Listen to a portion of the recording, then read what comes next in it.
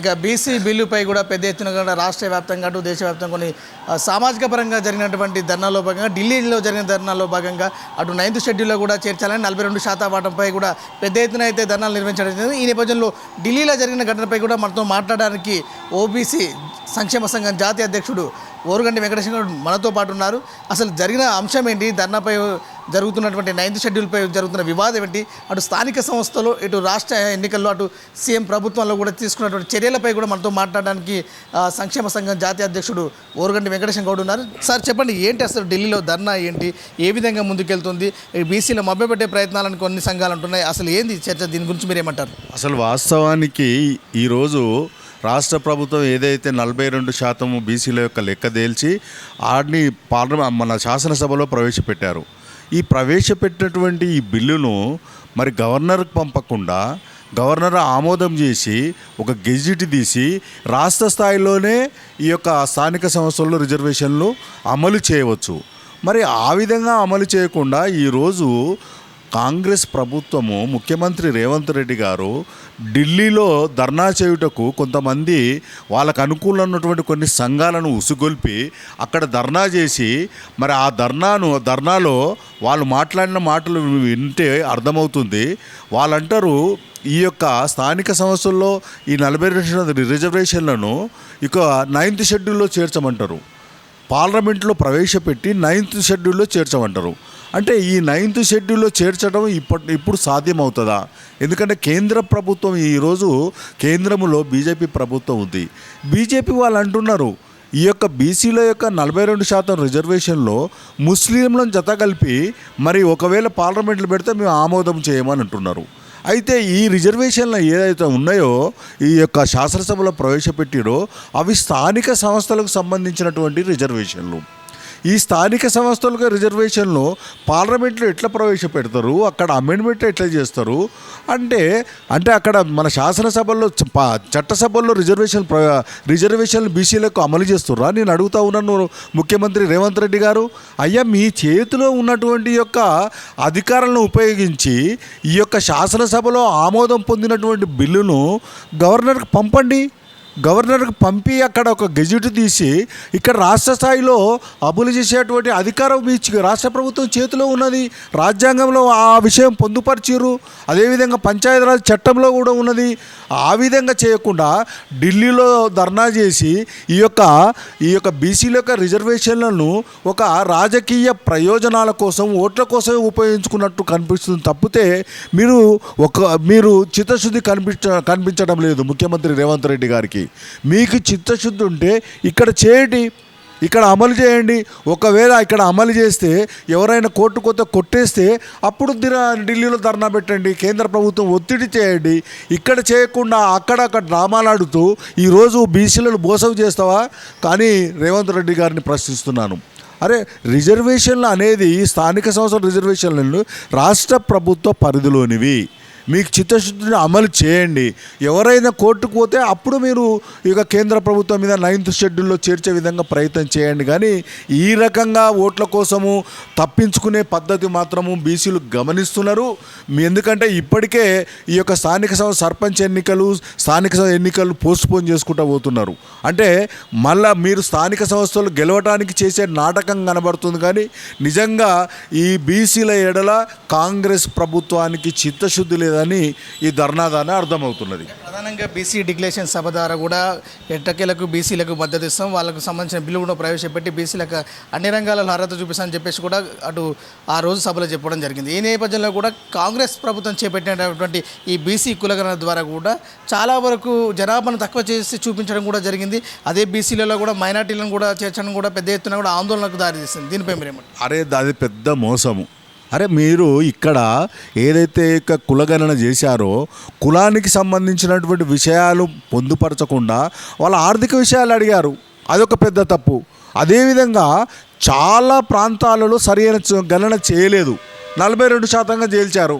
అసలు వాస్తవానికి చూస్తే ఈ రాష్ట్రంలో గతంలో టీఆర్ఎస్ ప్రభుత్వంలో వాళ్ళు ఒక్క రోజులో నిర్వహించినటువంటి ఈ సర్వేలో బీసీల యొక్క లెక్క 52% వచ్చింది. 52% వచ్చినటువంటి బీసీల లెక్క 42% ఎట్లా దిగజారుతుంది ముఖ్యమంత్రి, 46% ఎట్లా దిగజారుతుంది ముఖ్యమంత్రి రేవంత్ రెడ్డి గారు అడుగుతా ఉన్నాను. అంటే మీరు చేసినటువంటి లెక్కనే తప్పు. సరే తప్పు అయినా మీరు చట్టసభల్లో ప్రవేశపెట్టారు, శాసనసభలో ఆమోదం పొందారు. మాకు ఒక సంతోషమే, మీరు మంచి చేస్తున్నారు బీసీలకు. మరి ఆమోదం పొందినటువంటి ఇది మీ స్థాయిలో అధికారంలో ఉన్నప్పుడు మరి గవర్నర్కు పంపించాలి. అసలు గవర్నర్కు పంపారా? గవర్నర్ ఒపీనియన్ తీసుకున్నారా? ఆ విధంగా చేయకుండా ఇమీడియట్గా వెంటనే కొంతమంది మీకు అనుకూలమైన సంఘాలను కలుపుకొని ఢిల్లీలో ఒక ధర్నా నిర్వహించారు. ఆ ఢిల్లీలకు ఎంతమంది మీ వివిధ పార్టీలకు చెందినటువంటి నాయకులు వచ్చారు? ఎంతమంది సంఘాలు వచ్చారు? చాలామంది సంఘాలను మీరు ఆహ్వానించలేదు.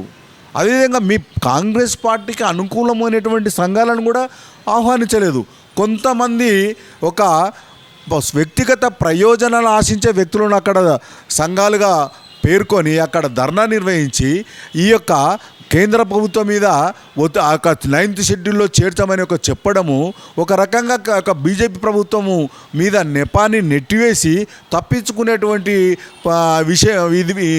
విషయమే. కానీ నిజంగా రాష్ట్ర ప్రభుత్వానికి చిత్తశుద్ధి ఉంటే రేవంత్ రెడ్డి గారు, ముఖ్యమంత్రి గారు, మీరు ఇక్కడ అమలు చేయండి, గవర్నర్కు పంపండి, గెజిట్ నోటిఫికేషన్ విడుదల చేసి ఈ రాష్ట్ర స్థాయిలో అమలు చేయండి. ఒకవేళ కోర్టులు కొట్టేస్తే అప్పుడు మీరు కేంద్ర ప్రభుత్వం ఒత్తిడి చేయండి. ఆ విధంగా చేస్తే మేము ఖచ్చితంగా రేవంత్ రెడ్డిని, కాంగ్రెస్ ప్రభుత్వం యొక్క నాయకత్వాన్ని ఖచ్చితంగా ఈ రాష్ట్రంలో ఉన్నటువంటి బీసీలు నమ్ముతారు. కానీ మసిపూసి మారేడుకాయ చేసే విధంగా మీరు ప్రయత్నం చేస్తే, బీసీలను ఓట్ల కోసం ఉపయోగించుకోవాలనే ప్రయత్నం చేస్తే బీసీ సమాజం గమనిస్తుంది.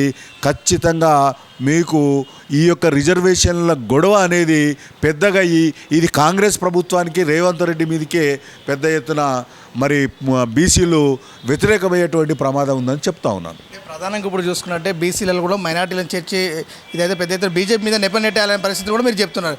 ఒకవేళ ఈ నేపథ్యంలో కూడా బీసీల మద్దతు కూడా అటు బీజేపీ ప్రభుత్వం కూడా ఆమోదించకపోతే భవిష్యత్తు కార్యాచరణ కాంగ్రెస్ ప్రభుత్వంపై ఎలా ఉంటుంది, అటు బీజేపీ ప్రభుత్వం మీద కార్యాచరణ? అరే బీసీ నాయకులు చెప్తూనే ఉన్నారు, అరే మీరు ముస్లింలను ఈ యొక్క హిందూ బీసీలలో కలిపి చట్టసభలో ఆమోదించి మీరు చట్టం చేయమంటే ఏ విధంగా సాగుతాము? How it is possible? 9th schedule అనేది కేంద్ర ప్రభుత్వం యొక్క ఆధీనంలో ఉంటాయి. ఈ 9th షెడ్యూల్లో పార్లమెంటులో ప్రవేశపెట్టి పార్లమెంటు తర్వాత రాజ్యసభ, అదేవిధంగా రాష్ట్రపతి, ఇదంతా పెద్ద లెంతీ ప్రాసెస్ అండి. ఈ లెంతీ ప్రాసెస్లో ఇప్పుడు పాసిబుల్ అవుతుందా? అరే స్థానిక సంస్థ ఎన్నికలు దగ్గర ఉన్నాయి, ఈ లెంతీ ప్రాసెస్ పెట్టుకుంటే ఇప్పుడు నౌ ఇట్ ఈస్ పాసిబుల్ అంటే ఇది only it is nothing but A cheating the BC people. కాబట్టి నేను అడుగుతున్నాను రాష్ట్ర ప్రభుత్వం, మీరు ఇమీడియట్గా ఈ బిల్లును గవర్నర్కి పంపండి. గవర్నర్కి పంపి ఆ గవర్నరు ఒక గెజిట్ తీసేసి ఇక్కడ అమలు చేయండి. చేసే అధికారం ఉన్నది. చాలా రాష్ట్రాల్లో చేశారు, బీహార్లో చేశారు, తమిళనాడు చేశారు, చాలా రాష్ట్రాలు చేశారండి. ఇది స్థానిక సంస్థల ఎన్నికలు. ఇక ఎమ్మెల్యే ఎలక్షన్లు, ఎంపీ ఎలక్షన్లో మేము రిజర్వేషన్లు అడుగుతలేము. ఆ స్థానిక సంస్థలు అనేది కేవలం రాష్ట్ర ప్రభుత్వం యొక్క ఆధీనంలో ఉంటాయనే విషయాన్ని గ్రహించాలి. ఆ విధంగా కాకుండా కేవలము మేము చేస్తున్నాము, మేము ప్రయత్నం చేస్తున్నాము, ఒత్తిడి చేస్తున్నాము, బీజేపీ ప్రభుత్వం చేయదు, కేంద్ర ప్రభుత్వం చేస్తలేదు అనేటువంటి యొక్క కేంద్ర ప్రభుత్వం నెపము నొట్టేసి మీ తప్పించుకునే ప్రయత్నం కానీ అంతకన్నా కాదు. కాబట్టి మీరు వెంటనే ఇక్కడ రిజర్వేషన్ ప్రవేశపెట్టి మీ చిత్తశుద్ధిని నిరూపించుకోండి. ఇక ముఖ్యంగా చెప్పుకునేటట్టయితే మరి అటు బీజేపీ కానీ ఇటు కాంగ్రెస్ ప్రభుత్వం కానీ ఒకరి మీద వాదోపవాదాలు చేసుకుంటారు. ఈ నేపథ్యంలో కూడా భవిష్యత్తులో కానీ ఈ బిల్లు ముందు పడే అవకాశం ఉంటుందా? కేవలం ఇది రాజకీయ ఎత్తుగడలో కేవలం బీసీలను మభ్యపెట్టే ప్రయత్నం అంటారా? చూడండి, ఈరోజు జరిగినటువంటి ధర్నాను ఒకసారి గమనిస్తే ఆ వేదిక మీద ఉన్నటువంటి వాళ్ళని గమనించండి. ఆ వేదిక మీద ఎంతమంది బీసీ సంఘ నాయకులను పిలిచారండి? ఎంతమంది ఇంటెలెక్చువల్ పిలిచారు? మీకు అనుకూలంగా ఉన్నటువంటి వాళ్ళు, మీకు అడుగులకు మడుగులొత్తే వాళ్ళను, కొట్టే వాళ్ళని పిలిచారు. అరే నిజమైన సబ్జెక్టు నాలెడ్జ్, అరే మేమున్నామండి కొన్ని సంవత్సరాలుగా ఈ యొక్క బీసీల కోసం నిస్వార్థంగా కుట్లాడుతున్నటువంటి వ్యక్తులు మా అభిప్రాయాలు కనీసం తీసుకోవటం లేదు. అరే తీసుకోకుండా కేవలం మీ అనుకూలమైన వ్యక్తులు తీసి అక్కడ ధర్నా చేసి అక్కడ కేంద్ర ప్రభుత్వం మీద చేసిన వాళ్ళు చేస్తారని తప్పించుకునే ప్రయత్నం కానీ అంతకంటే కాదు. కాబట్టి రాష్ట్ర ప్రభుత్వం అడుగుతున్నాను, ముఖ్యమంత్రి రేవంత్ రెడ్డి గారు, మీకు నిజంగా బీసీలు చిత్తశుద్ధులు ఉంటే ఇక్కడ అమలు చేయండి. ఒకవేళ ఇక్కడ ఎవరైనా కోర్టుకు పోయి కొట్టేస్తే అప్పుడు మేము చూసుకుంటాం. ఇక్కడ అమలు చేయండి, మీకు ఖచ్చితంగా మీకు సన్మానం చేస్తాం.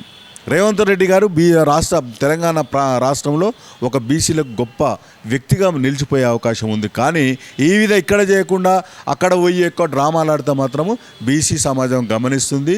మాకు కూడా కొంత నాలెడ్జ్ ఉంది, కాన్స్టిట్యూషనల్ నాలెడ్జ్, లోకల్ బాడీలో చట్టంలో ఉన్నాయి. కాబట్టి ఇవన్నీ చదవండి, నా దగ్గర ఉన్నాయి, అవన్నీ కూడా అవసరం అంటే ప్రూఫ్తో సహా మీకు చూపిస్తా. ఇమీడియట్ ఇక్కడ చేయండి. చేసిన తర్వాత ఒకవేళ ఇక్కడ చేయకపోతే బీజేపీ ప్రభుత్వం మీదకి మనం అందరం బీసీ సమాజం అందరూ కూడా వస్తారు. అక్కడ బీజేపీ ప్రభుత్వం చేయకపోతే నరేంద్ర మోడీ గారు బీసీల వ్యతిరేకంగా అప్పుడు ముద్ర వేద్దాం. అప్పటిదాకా ముద్ర వేసేటువంటి అవకాశం లేదు. ఇది ప్రధానంగా చూసుకున్నట్టయితే తెలంగాణ అసెంబ్లీలో ప్రవేశపెట్టిన బీసీ బిల్లుకి అయితే అమలు చేయండి, అమలు చేసినటువంటి బిల్లును గవర్నర్కి పంపించి దాన్ని ఆమోదింపజేసే విధంగా చూడాలని కూడా వెంబటే ఆమోదింపజేయాలి. ఒకవేళ ఆమోదింపజేయకపోతే అడ్డుకున్న బీజేపీ ప్రభుత్వంపై కూడా దాడికి నిరసనకి ధర్నాలకు దిగడానికి కూడా సిద్ధంగా ఉన్నామని చెప్పేసి ఓబీసీ సంక్షేమ సంఘం జాతీయ అధ్యక్షుడు ఓరుగంటి వెంకటేష్ డిమాండ్ చేస్తున్నారు. కెమెరామెన్ మహేష్తో మహేష్, హైదరాబాద్.